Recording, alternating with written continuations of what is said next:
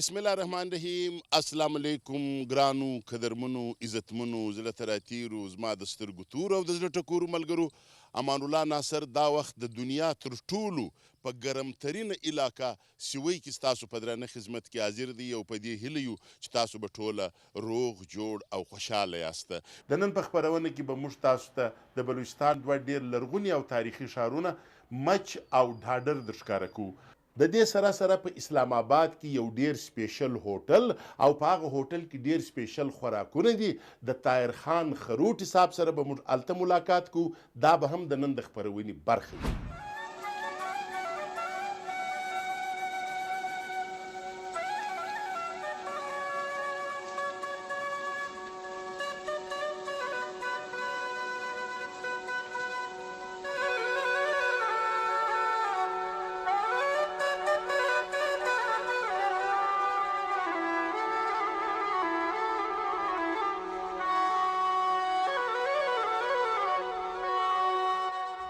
بله ملګرو، دا وخت موږ په مچ جیل کې یو د مچ جیل یو مریض یا ناروغه دا وخت زما سره ناست دی. نوم یې دی دلاور.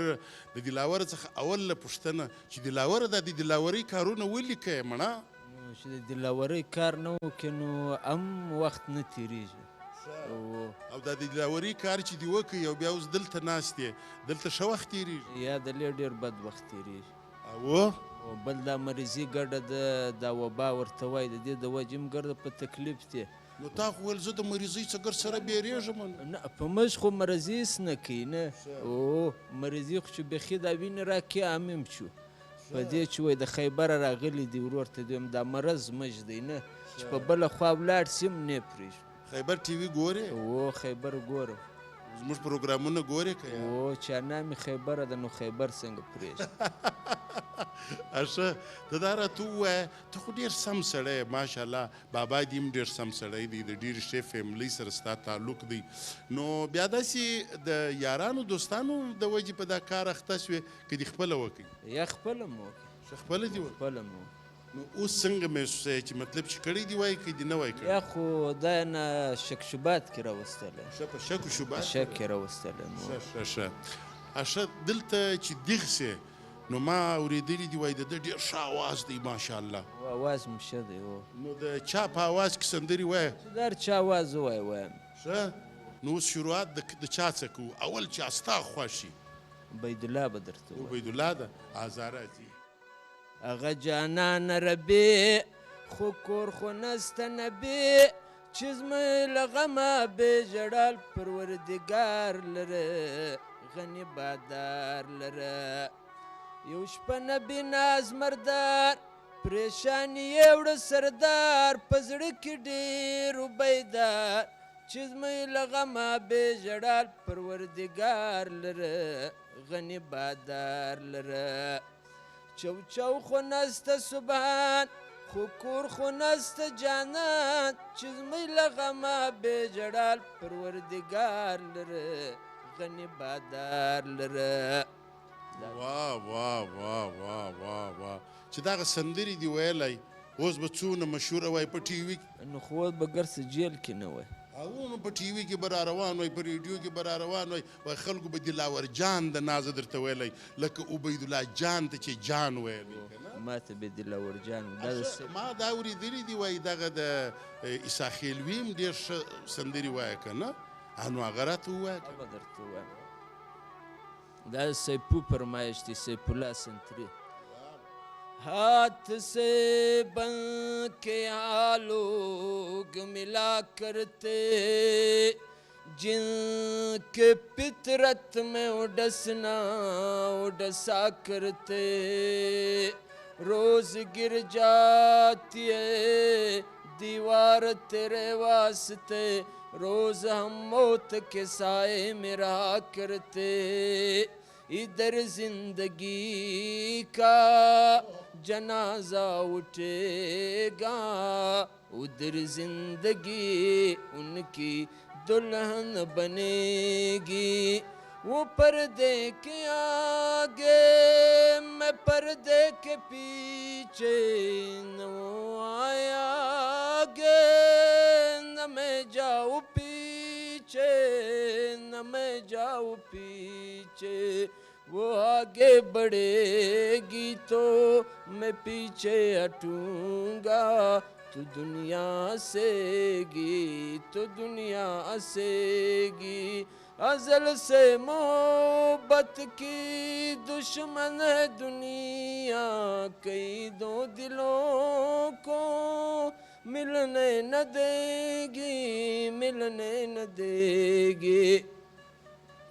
دا ډاکټر صاحب راته وایي، ډاکټر صاحب چې دی ستاسو هغه راته ویله وایي دی ډېر زبردسته وایي زما علاج کوي بقاعده. او څنګه زما علاج کوي؟ وایي دی زما علاج کوي، دی چې وایي زه ووینم زما له طبیعت برابر. نو خو زه د غیظ سړی یم نه، په زرو کې خدای یو پیدا کړی. ښه مور لرې؟ و یوه بډۍ لرم. ښه او کور والا بچیان؟ کور والا هم پرې شو. ښه مور دې یادېږي که؟ مور مې څنګه نه یادېږي، مور له ژونده یم. ښه نو مور کله کله ملاقات ته او راځي، شکر دی. نو ستا زړه نه په سوځي چې یاره که ما دا کار نه وای کړی اوس به زه د دې نه دی دا ما نه دی کړی. او دا شک شبات کې نه ولم، بس کښېنولم، بس د دنیا تهمت دی ناست وي، په دا څو ورځې کې به ووځم انشاءالله. الله دې وکړي، الله دې وکړي چې ته په شک و شبه کې نیولې او بیرته آزاد سې او بیرته خپلې مور ته ورسې.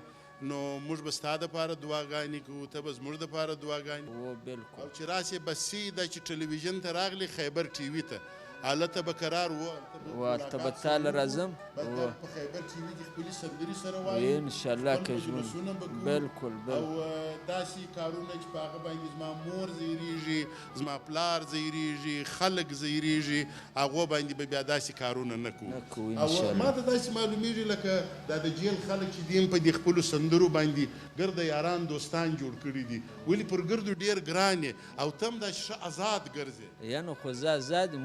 ټکول زما خیال نشته. ولمې هم ډېر خوړلي او که اوس بدن د ښکاره کړم خو د لکه به زیات ټانکې یم. او هغه سیف الله مې یارم دی او ولم ټیټ راکړي، ګر سره مې ولو له ساتلی دی نه راکړي. نو بس موږ به داسې کارونه کوو چې هغه د وهلو ضرورت پیښ سي، ګرد خلک زموږ سره مینه وکړي، خلک زموږ سره محبت وکړي، نو داسې ژوند باید چې تیر کړو. انشاءالله. نو دوه راته کوه. ډېره ډېره مننه، ډېر تشکر، ډېره مننه.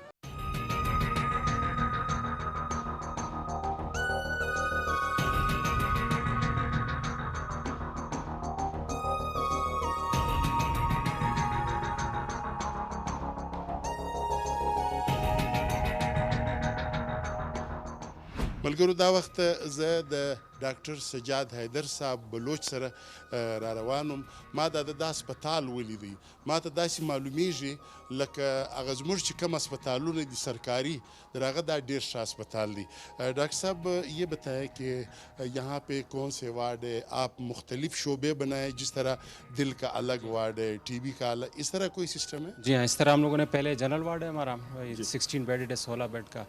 سیکریٹری وارڈ ہے جس میں پاگل مریض، ذہنی مریض جو ہے نا وہاں پہ رکھتے ہیں. ٹی بی کا علیحدہ وارڈ ہے ہمارا. اسپیشل ایک وارڈ ہم نے بنایا ہے کہ خدا نخواستہ کوئی بعض وقت ایسے پھیلا ہو جاتے بیماری اکثر اس طرح کا، اس بیماری کے پیشنٹس کو علیحدہ رکھنے کے لیے ہم نے کروایا. باقی جو ہمارے پاس پھانسی کے قیدی ہیں پہلے ان کا یہ سسٹم نہیں تھا، ابھی ہم نے ان کے لیے علیحدہ سے بنا لیا، ان کے لیے بھی علیحدہ بنایا. یہ ہمارا جو یہ وہ ہے آتا ہے یہ پھانسی کے قیدیوں کے لیے. اچھا ان کے اندر مطلب؟ جی ہاں اندر رکھ کے، کیونکہ پہلے یہ ہوتا تھا وہیں پہ علاج ہوتا تھا، ابھی ہم یہیں پہ رکھتے ہیں، اپنے ساتھ آبزرویشن میں رکھتے ہیں، دیکھتے ہیں کوئی تکلیف ہو تاکہ ڈیلے نہیں ہو، تکلیف ٹریٹمنٹ میں ڈیلے نہیں ہو. اچھا میڈیسن کا کیا ہے؟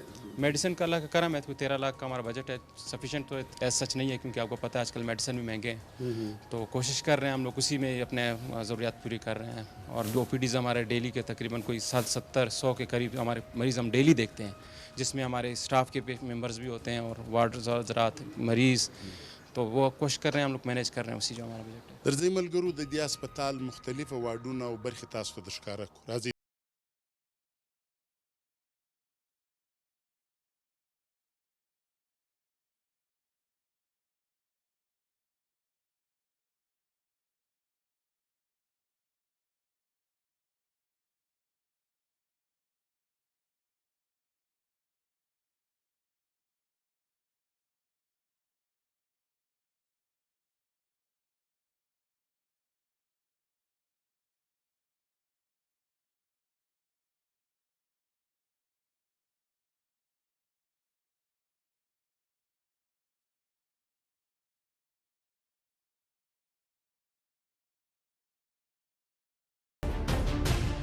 نوید صاحب ہم نے سنا تھا کہ مچھ جیل میں بہت زبردست قسم کا فرنیچر بنتا تھا اور اکبر خان بگٹی جو ہے یہاں سے فرنیچر خرید کر لے جایا کرتا تھا.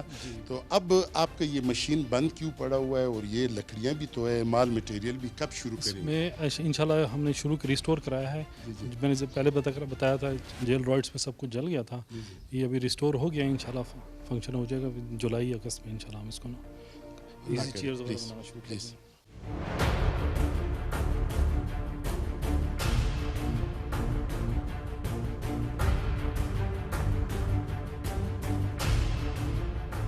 بله ملګرو دا وخت موږ د مچ جیل چې کوم کمپیوټر سنټر دی یو سکول دی د هغه مخ ته ولاړ یو.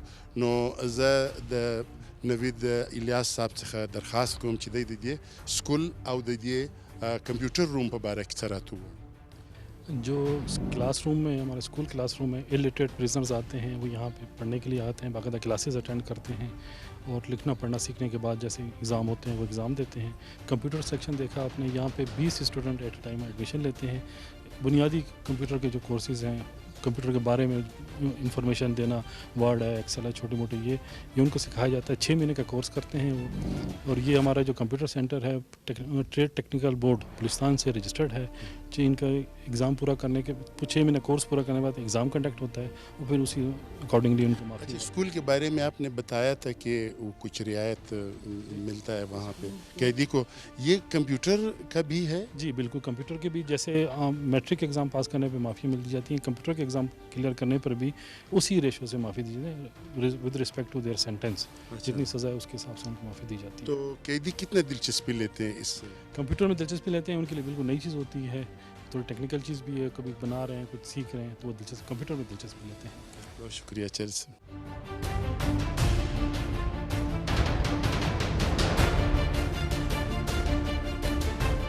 بله ملګرو, اوس موږ د مچ جیل تاسو ته د ښکاره کوي چیرې چې اصلاحي کارونو, هاسپیټل و, چیرې چې د دوی هغه کومه فیکټرۍ وه په کوم کې چې فرنیچر جوړېدل, نور کارونه چې دوی کړي وو هغه ټوله موږ تاسو ته د ښکاره کړم. او اوس راځو هغه واډ ته په کوم کې چې هغه قیدیان راځي چې غټ غټ جرمونه وکړي او بیا د هغه بعد عدالت هغوی ته د مرګ سزا ورکړي. هغه د مرګ سزا, هغه د مرګ ځای کم ځای دی, هغه خو به زه بعد کې د ښکاره کومه. دلته چې دا کومه دروازه تاسو وینئ, دا هغه دروازه ده چې یو وارې سړی ځینې راووتی بیا بیرته نه دی ننوتی, ځکه چې دا واټ چې دی هغه د مرګ چې چاته سزا ورکول کېږي یا د پانسۍ, هغه قیدیان دلته سته. او د دې واټ څنګ ته بیا 3-4 کمرې دي. کله چې د چا بلیک وارنټ راسي په هغه کمرو کې هغه نه ایستل سي او بیا یوه هفته بعد هغه دلته پانسیګاټ ته وړل کېږي. او موږ چې تاسو ته خبره وکړه د ډاکټر صاحب سره چې هغه قیدیان چې د هغو خپلوان هم دلي او کم چې مقتولي چې قتل سوي د هغو رشته داران اکثره دلته راغلي, بیا دوی ټوله کوشش کوي چې د دوی راضینامه سره وکړي. چې راضینامه نه وسي د هغه بعد پانسیګاټ او پانسیګاټ زه تاسو ته د ښکاره کوم, زما سره راځي.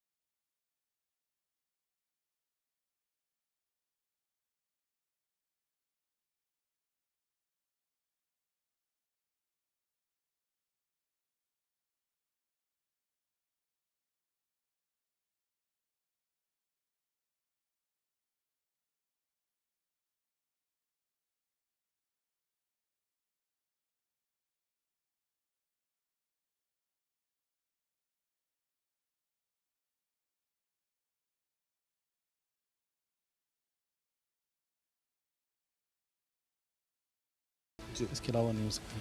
ہاں جو مدعی ہیں ان کے لواحقین کو بھی الاؤ کیا جاتا ہے کہ وہ اگر وٹنس کرنا چاہیں ایگزیکیوشن کو تو وہ آ سکتے ہیں. قیدی کو لے کر آیا جاتا ہے, قیدی کو نقاب پہنائی ہوئی ہوتی ہے, ہاتھ اس کے بندھے ہوتے ہیں, तख्ते पे खड़ा कर दिया जाता है। आखिरी वक्त तक मुद्दई से पूछा जाता है जी अगर आप इसको माफ़ करना चाहें तो माफ़ कर दें, उस मजिस्ट्रेट उसको वेरीफाई करता है, अगर राज़ीनामा हो जाए या माफ़ कर दे। फिर जब कोई होप नहीं होती माफ़ी की, उसको एग्जीक्यूट किया जाता है, जो ड्रॉप किया जाता है। फिर 5, 10, 15, 20 मिनट के बाद डॉक्टर साहब जाते हैं, उसकी चेक करते हैं नब्ज़, वो डॉक्टर साहब वेरीफाई करते हैं उसकी डेथ, फिर उसकी डेड बॉडी रिमूव की जाती है और यहाँ से निकाल के उसके लवाहिकीन के हवाले कर दी जाती है। अच्छा सर, मैंने एक बात सुनी है, फिल्मों में भी आती है, और वैसे जिनको फांसी हो रही हो उससे आखिरी ख्वाहिश पूछी जाती है, ऐसा कोई है? जी ज़रूर पूछ लिया जाता है, अखलाकन पूछ लिया जाता है कि अगर वो हमारे मैनेजेबल हो कि जी कोई करना चाहे हम कर सकते हैं तो ज़रूर उसको हम लोग कोशिश करते हैं फुलफ़िल कर लें। अखलाकन भी पूछते हैं हम लोग, ज़रूर पूछते हैं। कोई ऐसी किसी के लिए कोई पैगाम है, किसी की मुलाकात है, वो हम लोग अकोमोडेट कर लेते हैं। अच्छा, कोई कभी ऐसा हुआ है कि यहाँ पे मरीज़ आ गए, वो जो कैदी है उसके गले में फांसी का फंदा भी फिट हो गया है, वो काला कपड़ा भी उसके चेहरे पे चढ़ा दिया गया है, और आप उस वक्त उनके जो दुश्मन हैं या मुद्दई है उनसे आपने रिक्वेस्ट की और उन्होंने वो मान ली हो? जी, एक दफ़ा हुआ था, एक 3 को अक्यूज़ थे एक केस में। उन्होंने कोयटा जेल हुद्दे में 2 भाई थे, एक बाप को उन्होंने कत्ल किया था, उसकी वालदा आई थी। उन्होंने कहा नहीं जी बिल्कुल, यहाँ पे उनको नकाब पहना दी गई थी। आखिर वक्त में उनसे जब पूछा गया तब उन्होंने कहा जी मैं इनको माफ़ करती हूँ अकेला होकर, फिर उनको वहाँ से रिमूव कर लिया गया था। तो उसके बाद उस कैदी के क्या फीलिंग्स थे? पहले बात तो वो ये कह रहा था कि हमने भी उसको कहा था कि शायद राज़ीनामा हो जाए और वो बख्श दे। पहले तो वही कह रहा था जी आप लोग हमें तसल्ली दे रहे हैं, मुझे एग्जीक्यूट कर दिया जाएगा। फिर रो पड़ा था खुशी की जज्बात से कि जी आप मौत के मुँह से वापस आना, और उसको अपनी गलती का शिद्दत से, क्योंकि उसने डकैती में कत्ल किया, शिद्दत से एहसास था कि मैंने कितनी बड़ी गलती की थी, कितनी बड़ी हिमाकत या कितना बड़ा जुर्म किया था, कि जिसकी सज़ा में 3 इंसानी जानें ज़ाया हुई थी और मैं मौत के मुँह से वापस चला गया। और नवीद साहब, आखिरी एक सवाल है, हमने ये सुना है कि ये जो कैदी है फांसी के वक्त जब उसको लटका दिया जाता है तो एक ख़ास टाइम होता है, उसके बाद भी अगर वो ज़िंदा रहा तो उसको वापस छोड़ दिया जाता है? नहीं, ऐसा कोई कॉन्सेप्ट नहीं है, क्योंकि वो जेल जो अदालती वारंट होता है ही भी उसमें वाज़ेह तौर पर लिखा होता है he be hang by neck till death. जब तक डॉक्टर साहब उसकी डेथ वेरीफाई नहीं करते उसकी डेड बॉडी रिमूव नहीं की जाती। बेशक वो आधा घंटा लगे, अगर आधे घंटे में भी नहीं हुआ, ज़्यादा टाइम लगे तो भी उसको लटका रहता है उसका। बस अल्लाह ताला हमारे एक ऐसा, जिस तरह हम बाहर जो अच्छे ममालिक है वहाँ पे हम देखते हैं कि लोग जुर्म का रेशो बहुत कम है, और वो जो वजूहात है जो मुजरिम को पैदा करता है, मैं और आप दोनों ये दुआ करें कि अल्लाह ताला उन वजूहात को ही ख़त्म करे जिससे वो मुजरिम बनते हैं। आइए सर प्लीज़। बाले मलगरू दा वक्त मुझ په ډاډر کې یو او په ډاډر کې یو ډېر ښایسته ریسټ هاوس دی. که تاسو کله ډاډر ته راسئ، د بولان د اوبو سیل کوئ، د باغو او د میوو سیل کوئ، نو په ښه موسم کې یعنی د دې اګست څخه وروسته تاسو دلته راتلی سئ، ځکه چې دا وخت ګرمي چې ده هغه تقریبا 1.50 سنټي میټره ده دلته، او موږ ځکه د شپې دغه خپرونه ایښې ده چې د شپې لږ ګرمي کمه وي.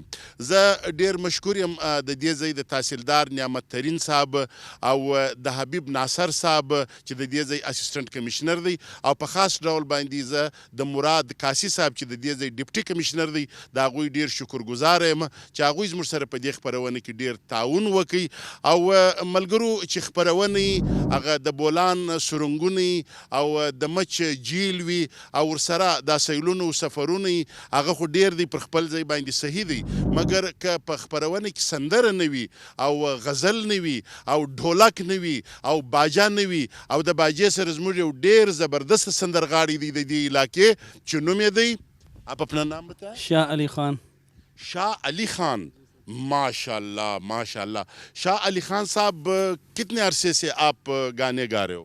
سر 15-16 سال ہو رہے ہیں سر. اچھا، پہلے بھی میرے ساتھ آپ نے پروگرام کیا تھا نا؟ سر پاکستان ٹیلی ویژن میں کوئٹہ میں بالکل پروگرام کیے ہیں سر. اچھا، ماشاء اللہ ماشاء اللہ.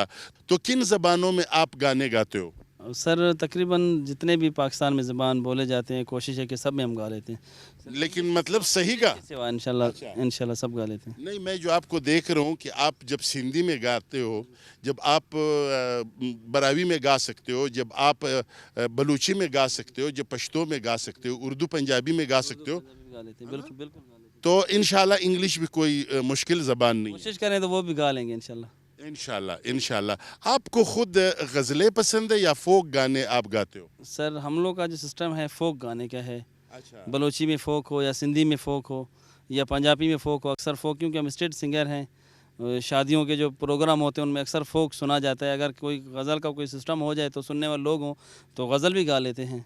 अच्छा, लोग किस किस्म के गाने सुनना पसंद करते हैं आपके? सर हमारे इलाके में तो यहाँ पे बलोची, सिंधी और पंजाबी, पश्तो, बिरावी, ये ज़बानें मस्ट बड़े शौक़ से, ज़ौक़ से लोग सुनते हैं शादी। अच्छा, कहाँ कहाँ तक आप जाते हो मतलब इस एरिया में? अपने इस एरिया में तो हर इलाके में जाते हैं सर। डाडर हुआ, डाडर से नाड़ी का इलाका है जो कच्छी में शुमार होता है, सिब्बी का इलाका हुआ, कोयटा का हुआ, सिंध भी जाते हैं, बहुत सी जगहों पे सिंध भी गए हैं प्रोग्राम करने के लिए। अच्छा, वैसे आप महफिल वगैरह महफिलें करते हैं आप या शादियों में जाते हैं आप? जी हाँ सर, अक्सर शादियों के प्रोग्राम मिलते हैं सीज़न में। अच्छा, तो आजकल ये जो कोरोना का माहौल चल रहे तकरीबन 4-5 महीनों से, ना तो शादियां हैं ना मतलब वैसे महफिलें हैं, तो आप की जो ज़िंदगी है, एक फ़नकार, एक आर्टिस्ट की जो ज़िंदगी है, वो कैसे गुजर रही है? सर बहुत कठिन मरहले हैं इस वक्त, क्योंकि ये हमारे जो शादियों का सिलसिला था, प्रोग्राम सीज़न था, वो भी चले गए, और अक्सर इस फील्ड में जो है बेरोज़गार लोग हैं। और इस दफ़ा बजट में तो अच्छा खासा ऐलान किया गया है कि अल्लाह करे कि इंशाल्लाह ये पैसे मिलेंगे उन फ़नकारों को, और हम मशकूर हैं अपने सदर के, जिन्होंने जो बजट में जो ऐलान किया पैसे, पहले जो है 25 करोड़ का सिलसिला था, अभी उन्होंने 1 अरब कर दिया जो सिंगरों का बजट में जो पैसा रखा गया। तो ये इंशाल्लाह ये सिलसिला अगर फ़नकारों तक पहुंचा तो इंशाल्लाह खुशहाली होगी फ़नकारों के लिए। तो बजट तो हर साल आता है और इसमें बड़े बड़े ऐलानात होते हैं और सब के लिए होते हैं, लेकिन ये है कि पूरे तो नहीं होते हैं ना भाई, ये मेरा तजर्बा है। जी हाँ सर, ये तो बिल्कुल है, लेकिन इस दफ़ा करना चाहिए, क्योंकि कोरोना की वजह से बिल्कुल जो जितने भी फ़नकार हैं उनका जो ये किस्सा है फ़न मौसीकी का, बहुत डिस्टर्ब हुए हैं। शादियों का सीज़न चला गया, शादियाँ नहीं हुई, शादियों पे पाबंदियाँ आयद थी, तो इसी वजह से सब प्रोग्राम जो है ना हम लोग के। अच्छा, ये जो लोग हैं मतलब डॉक्टर्स हैं, टीचर्स हैं और जो सरकारी मुलाजिम वगैरह है, जिनकी तनख्वाहें नहीं बढ़ती हैं या जिनको पैसे नहीं मिलते हैं बजट में, तो वो फिर मुजाहरे करते हैं, वो धरने देते हैं, वो तोड़ फोड़ करते हैं। ये आर्टिस्टों को क्या हो गया? ये क्यों कोई जुलूस नहीं निकालते हैं, न कोई धरना देते हैं, न कोई लड़ाई फड़ा करते हैं? ये क्यों? सर हम तो अमन परस्त लोग हैं, अमन पसंद लोग हैं, हम अमन की पैगाम देते हैं, हर किसी भी स्टेट में कहते हैं हम तो अमन ही गाते हैं, हम अमन पसंद लोग हैं। तो हम इन चीज़ों को अपनी नज़र से जो है ना हम सही नहीं समझते, क्योंकि अगर रोडों पे निकलेंगे तो हमारी अपनी, अगर किसी अपने इंतज़ामिया की बेइज्जती होगी तो हमारी अपनी बेइज्जती समझते हैं हम उसे। तो इन चीज़ों को हम सही नहीं समझते, और इंशाल्लाह हमें उम्मीद है कि हमारी इंतज़ामिया हमसे भरपूर जो है वो ताउन करेगी इस कोरोना के सिलसिले से, इंशाल्लाह हमें उम्मीद है उनके तरफ। बाले मलगरू मुझ डाडर ته راغلی او دا وخت تقریبا موږ 4-5 پروګرامونه دي په کولپور کې، بیا په مچ کې، بیا په ډاډر کې، ان شاء الله موږ به زو سیوی ته هم، او زموږ په دې ټولو خبرونو کې به زموږ فنکار چې دی، زموږ آرټیست چې دی، هغه به شاه علي خان. نو تاسو او شاه علي خان آئے او بیا وہ بیا، آئے او بیا وہ بیا، لالچیا ترن جائے بیا وہ بیا، جانی چیا ترن جائے بیا وہ بیا، کھائے آئے او بیا وہ بیا، کھائے او بیا وہ بیا، جانی چیا ترن جائے بیا وہ بیا، لالچیا ترن جائے بیا وہ بیا۔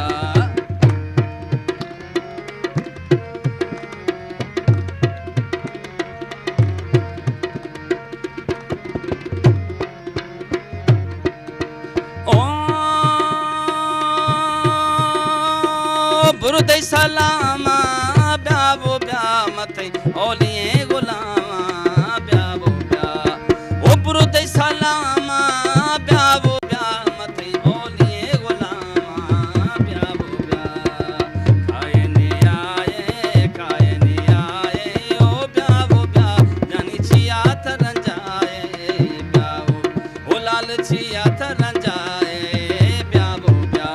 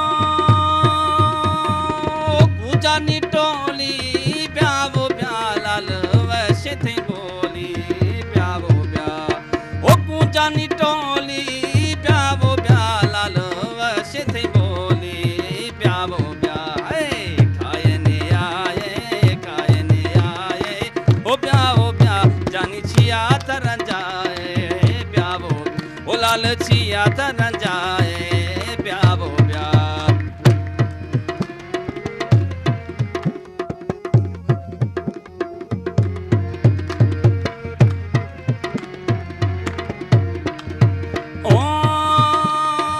सौदर सौदाई ब्याह वो ब्याह पड़ता गिरेंगे मौलाई ब्याह वो ब्याह वो सौदर सौदाई ब्याह वो ब्याह पड़ता गिरेंगे मौलाई ब्याह वो ब्याह कायन आए ओ ब्याह वो ब्याह जानी छिया तरन जाए ब्याह वो लाल छिया तरन जाए ब्याह वो ब्याह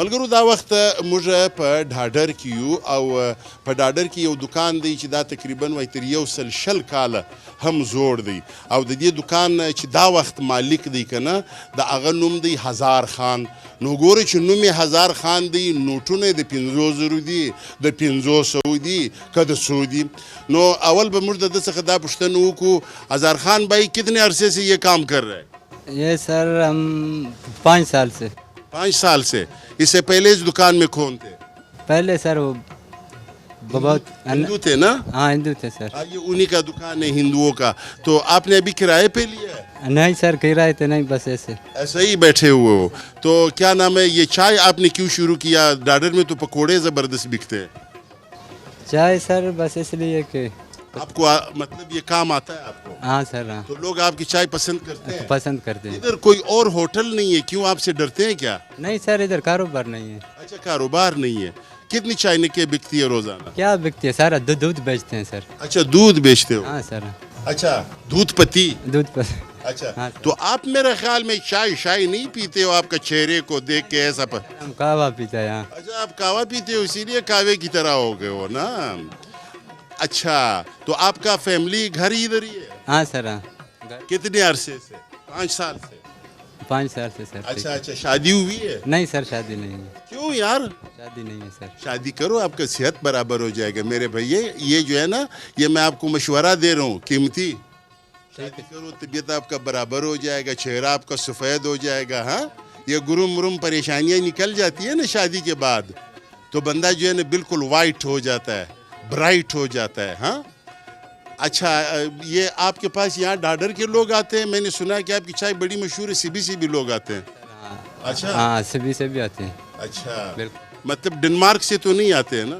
نہیں سر اچھا ڈنمارک سے نہیں ادھر سے نہیں میں نے کہا شاید ڈنمارک سے بھی آتے ہوں گے یہاں پہ ایک بہت قیمتی ہمارا دوست ہے اور یہ کیا کام کرتے ہیں وہ بتا دیں گے یہ اب ڈاڈر کے تاریخ کے بارے میں آپ لوگوں کو بتا دیں گے جناب آپ کا نام غلام نبی غلام نبی صاحب آپ کیا کام کرتے ہو میں تحصیل آفس میں ریڈر تحصیلدار ڈاڈر ہوں اچھا ماشاءاللہ تو تحصیلدار صاحب کے ساتھ آپ کام کرتے جی سر تو آپ ڈاڈر کے بارے میں یہ ڈاڈر کیوں ہے یہ بارڈر کیوں نہیں ہے تو آپ اس کے بارے میں ذرا بتائیں میرے دیکھنے والوں کو سر میرا تعلق تحصیل لیڈی سے ہے اور ہمارا علاقہ قبائلی علاقہ ہے تو ہمارے بڑے جو ہیں دادا اور والد سے ہم یہ کہاوت سنتے آ رہے ہیں چند شہروں کے بارے میں مثال ڈاڈر کے بارے میں 2 روایتیں مشہور ہیں کہ پرانے دور میں اس کو 4 دیواری ہوتی تھی جس کو سندھی میں کوٹ کہتے ہیں اس کے 10 دروازے ہوتے تھے اس وجہ سے اس کا نام ڈاڈر پڑ گیا مطلب دا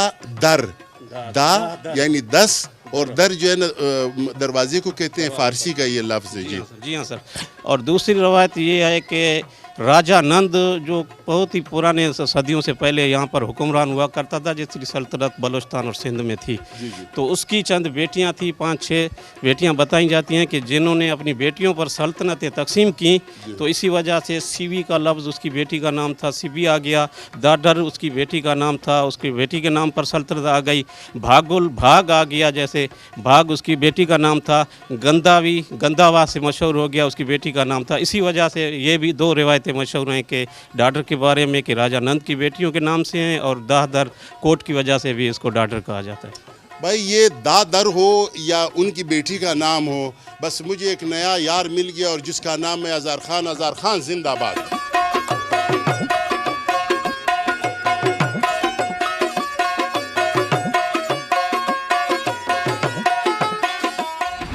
بله ملګرو دا وخت زه په ډاډر کې یم او د ډاډر یوه ډېره عامه ولسوالۍ چې ده هغه د باغ او دا وخت د باغ باچا خو زه نور ته هم اسسټنټ کمیشنر صاحب نذیر احمد زهري صاحب چې دی هغه زما سره میلمه دی دلته. نذیر صاحب دا را د باغ په باره کې چې دا خلک وایي باغ، ځینې خلک وایي دا باغ په دې باندې ورته وایي چې په باغ کې ډوډۍ نشته، ځکه خلک وایي باغ د باغ څخه باغ، او ځینې خلک وایي چې ګرمي ډېره زیاته ده ځکه خلک وایي د باغ څخه باغ. نو ته به اول وار موږ ته د دې باغ په باره کې ووایي چې دا باغ ولې ورته وایي؟ دا باغ د دې خاطر درته وایي د دې پخوانی نام هو بارکان هو. بیا یو هندو هغه 15 انجلیانو یو نیم هغه ډاډر کړی او هغه باچا وایي هندو باچا او هندو باچا هغه یو انجلی نیم ډاډر، یو نیم هو سوي، یو نیم هو باغ.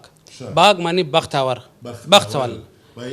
جا بیٹی آپ کے باغ اچھے ہو، باغ اچھے ہو تا دې نیم بخت دی. اوس پر هغه هندوان نشانیان دلته دي، هر شی استه اور الته نو مندر دی هندوان غا او الته یو بل شی دی هندوان دوه ټرایب دی هغه کیم سیکټ دی، یو دی 82 یو موږ هغه ته 83 مطلب غلجو 82 هغه دی هغه غوښ مش نه خوري، یو شی نه خوري، هغه خپل بزرګي هغه بت پرستی نه کوي. ټیک دی 83 کې دی هغه بت پرستی هم کوي، لږ غوښ خوري کله نه خوري، هغه خپل ډېر دی او دغه دی. خو زه اریان په دې یم چې په باغ کې دونه غوښه ده که نه، دا د باغ ناړي چې کوم غویان دي که نه، او څونه غټ غټ غویان دي، او دا د سیوی په میله کې موږ لیدلي وو همیشه به دوی انعامونه ګټل که نه. نو ته څنګه غوښه خورې کې نه خورې؟ ډېر خورو د دې غوښ، هلته دغه ته وایي پنډر غوښ. او وایي غوښ ته مطلب پنډر غوښ ډېر شوق سره سړیان خوري. نه دا ولې دونه غټ دي؟ د دې نورو علاقو غویان چې دي کوچني دي او د باغ ناړي والا چې دي غویان هغه ډېر غټ دي. دا ولې؟ دا وجه سره غټ دي سر دا کې خان افقلات دور کې د دې ډېر ریونیو د اګریکلچر ډېر ډیولپ هو، د دې وجه سره د دې خوراکان برابر هغه ټیم کې هغه نسل دی اوس پور چلیږي د دې وجه سره د غټ نسل وجه د نسل وجه. مطلب دا خبره ده چې دغه غویي که یو بل علاقې ته ولاړ شي او هلته بیا د دې فارم مام اوس هم استه استاد محمد کیسه د کیټل فارم اور دا خپل موږ باغ نسلان علی ته دي واخص دلته کیټل فارم کې دی. او دلته ما اورېدلي دي چې د باغ ډېر ښه خلک دي او د اګریکلچر په باره کې ته لږ راته ووایه. اګریکلچر کې دلته 3 فصلونه کېږي، یو دی مونږ موټ، یو دی د جامبو. دا جامبو د شناخته جامبو یا د جامبو هغه جامبو دی داسې دانې رنګ کېږي هغې سره تیل کاږي، تیل دی هلته تقریبا تیل چکیان دي. اور د باغ کې ډېر مشهور دی تیل ګرد پاکستان کې، صاف لاس کا تیل دی. اور اوس پر هلته اوچ نشته هغې تیل کاږي، بجلی نه اوچان سره کاږي داسې ګیره کوي هغې سره. نو تاسو ما دا اورېدلي دي وایي د باغ خلک چې دي مالیه ډېره زیاته ورکوي که نه، ټیکس ورته وایي یا مالیه به ورته وایي؟ اوس هم موږ د ګرده کچي ډسټرکټ کې باغ اوس ډېر زیاده سو دی. زه چې هلته کله ما اورېدلي دي ظاهره خبره ده، زه چې دلته راتلم ما د هغه په باره کې مطالعه وکړه، د خان افقلات هلته ډېر اثرات معلومیږي. بالکل ډېر اثرات اوس پر نشانیان استه هغې کومبې استه هغې کلې استه اوس پر هلیت استه تقریبا 200 کال سره زیاده کېږي. اوس پر هغه رنګ مضبوط دی، داسې سم شی دی هر شی نسته. مطلب د انتظام د انتظامیت څخه موږ دغه پوښتنه کوو که نه چې هلته لا اینډ اډر څه سچویشن دی که نه، د دې په باره کې لږ راته ووایه. لا اینډ اډر سچویشن دغه هلته مسله دی، هلته یو شی دی کې دشمنیان وجه سره دشمنیان آپس دشمنیان کوي، بیا هغه غل وغیرہ چوری زیادہ ہوتا ہے هغه شان ډېر کېږي پکې. ټیک دی یو هغه دی یو ایروزم دی هلته ایروزم.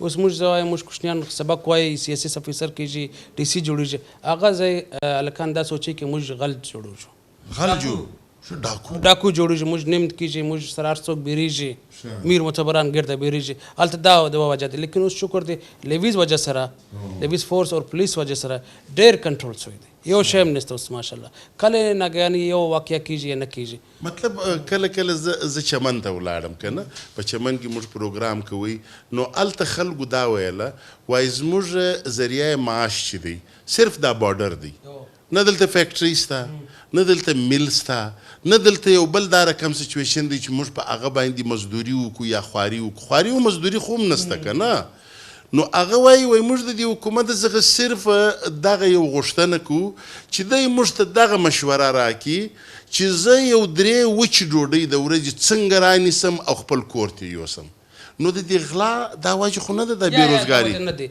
د غلا صرف دا وجه دی سر کې هلته اپس کې ډېر جنګېږي قومان بیا در په درک کېږي بیا هغه سورس اف انکم نشته د دې وجه سره بیا د غلا سورس اف انکم هم مسله شوه که نه بیا هغه سورس اف انکم د روډ کې ځي د تعلیم څه سچویشن دی هلته د زنانه تعلیم او د مردانه اوس هم دلته تقریبا پایلټ هم شته په باغ سره راوند CSS افیسران هم راغلی دي ډاکټران هم شته تعلیم یې ډېر سم دی زنانه هم ډېر دي کم قومونه اوسېږي قومونه دوه دي مطلب میجر کې بلوچ او جاموټ دي په جاموټ کې سومروم راځي جاموټ جلا دی جام جلا دی که دا دواړه یو شی دی دا خپل ته بس زور سره هغه سره ټچ کړی دی یو شی دی هغه جاموټ او جام دا مسله بیلې څخه را روان شوه دلته چې راورسېدل خامخا لکه سیوی چې اوس موږ ورته وایو موږ سیوی ورته وایو اوس سیبي سوه که نه دغه رقم د ډاډر په باره کې چا ویله وایي دا در یعنی دا د فارسي ټکی دی 10 دروازې او چا بیا دا ویله وایي دا د هغه کم چې باچا و هندو د هغه یوه لور وه نو دا د وخت سره دا مچ دی دا مچ ته دا وجه سره مچ وایي چې دلته موږ په بلوڅي کې د کجور ته درخان ته وایي مچ سر د دې وجه سره دغه ته مچ وایي د سوراب سو دغه سوراب دا وجه سره سوراب وایي ولې کې دلته موږ یو دور کې سور آب مطلب کړوا پانی هغه ماته یو چا هغه ځای هم راښکاره کړي وایي دا سرې اوبه وي هغه خاوره یې سره وه نو اوبه چې راغلې دوی خو بل سټوري هم ورواچول وایي داسې جنګ و بیا داسې اوبه سرې وه کلات ته دا وجه سره وایي کلات کې ډېر کیلې و پکې ډېر کیلې دی د هغې ته وجه کلات وایي کله چې ملي چې وه که نه اخري پوښتنه ده سر ته دونه اوبه در روانې دي څوک وایي باغ ناړي هلته دریاب دی څوک وایي هلته غټ دریاب دی بیا د نورې علاقو ته هم د هغه څخه اوبه ور تقسیمیږي نو څنګه د دې اوبو په باره کې لږ معلومات د دې دا مسله دی چې د دې اوبو ډېر ډیپینډ کوي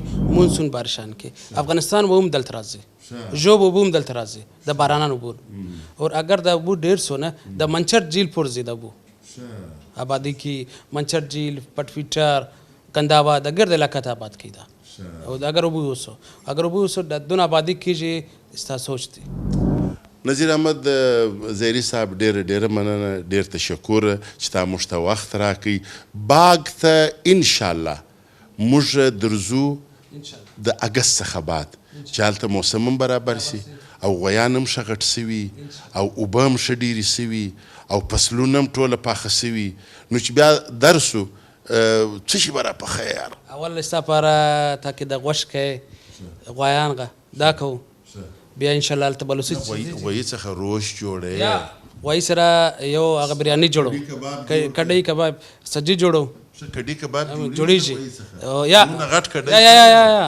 هغه کډۍ کباب زه سره جوړو او غویي غي ستا پاره روسټ او بریاني کوو کابلي پلاو باندې جوړو هغه غویي ته نو سر ستا دعوت خو به انشاءالله موږ خورو په باغ کې دا وخت زه تا یو سپیشل هوټل ته بیایم د محمد طاهر خان خروټي چې په اسلام آباد کې دی دا سپیشل شی وګورو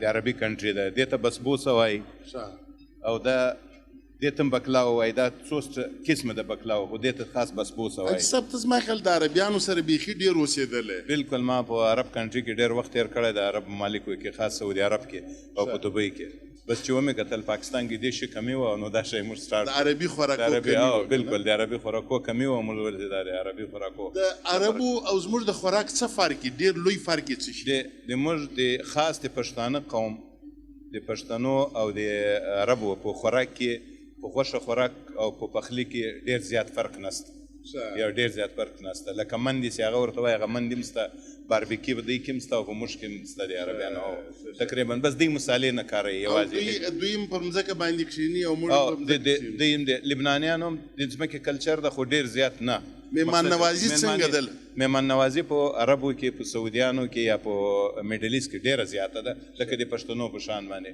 اما پښتانه خو دي هغه خو ماشاءالله معروف دي اشاج صاحب دا راته ووایه ته پښتون سړی خروټ او بیا چې دوی تا ویله زه په سعودي عرب کې اوسېدلی یم تا ته څنګه خیال راغی چې زه په پاکستان کې بیا په اسلام آباد کې داسې هوټل خلاص بس زه چې اسلام آباد ته رالم کله چې ما وکتل په اسلام آباد کې دونه لبناني خلک ځکه چې زموږ خلک کلچه په پاکستاني ډېر بار ته تللي دي او د کپیټل په دې ځای کې ډیپلومات هم ډېر زیات دي نو د دغو خلکو ضرورت ما وکوت ما ویل چې زه یو لبناني رستورانټ او لبناني ډیشونه یو نوې ایډیا ده نه او بالکل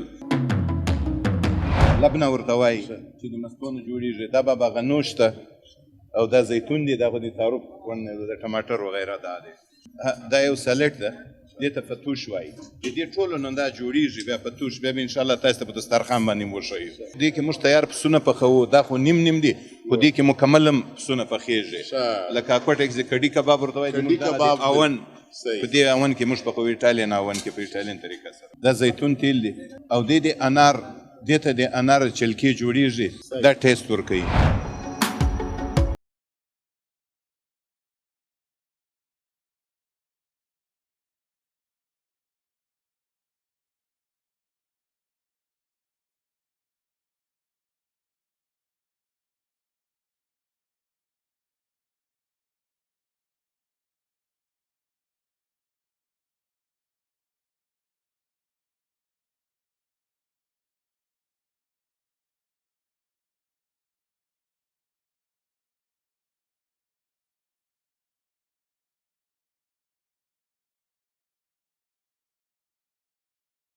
زه ډېر خوشحاله سوم د تا په راتګ د دې ګرانو مېلمنو په راتګ باندې او دا د موږ کلچر ده دا خو اوس لا هېڅ هم موږ نه دي کړي انشاءالله کوشش داسې خبره ده چې ما تقریبا 6 کاله سیلونه او سفرونه پروګرام کړی دی زه کلو ته تللی یم د پاکستان څخه د باندې تللی یم 2 ملکو ته تللی یم ما دا خوراکونه ریکارډ کړي وو لیکن ته یقین وکړه ستا دا هر شی زموږ دپاره یو نوی شی دی اوس به ته لږ د دغه نومونه موږ ته راوښیې دې ته څه شي وایي دې ته حمص وایي په عربي ممالکو کې مشهور د حمص دا له چنې جوړېږي او دغه څه شي وایي دې ته لحمه بملحه په انګلیش کې ورته وایي سالټیش موږ ته ماشاءالله دې ته څه شي وایي دې ته پتوش وایي سلات ته دې ته څه شي وایي دې ته سالټیش وایي د موږ تاسې په ژبه نمکین ورته وایي خو په عربي کې هغه ورته وایي ملحه یعنې زموږ لحمه بملحه ورته وایي ماشاءالله او هغه خواته چې کوم شی پروت دی هغه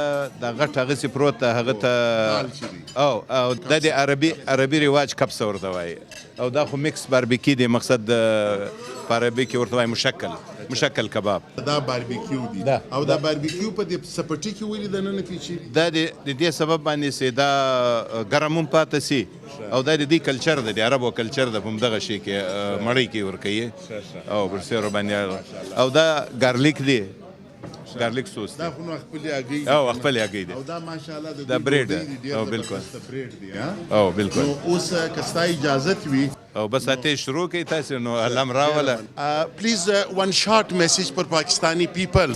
Yes, all Pakistani people come taste because this my food very tasty and welcome for you in the all Pakistan. How much years you are experienced? More than 16 years. In Pakistan? In Pakistan, I'm complete 5 years with Haji Saab. Okay, thank you for this nice food. Thank you very much.